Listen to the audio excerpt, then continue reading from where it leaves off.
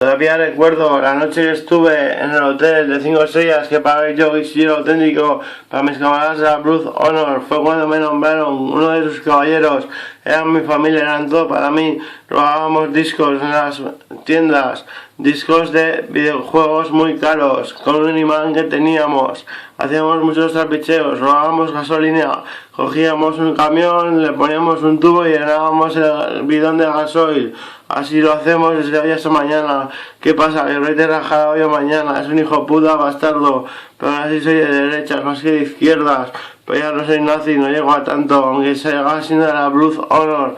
Pero porque me da mucho honor mi sangre. Porque soy gitano blanco con ojos azules. Es una raza en peligro de extinción. Y mis señores, sí quiero las razas. No es lo mismo una negrata que una rubia morena. Ni al viceversa, no es lo mismo una negrata que un nene bueno.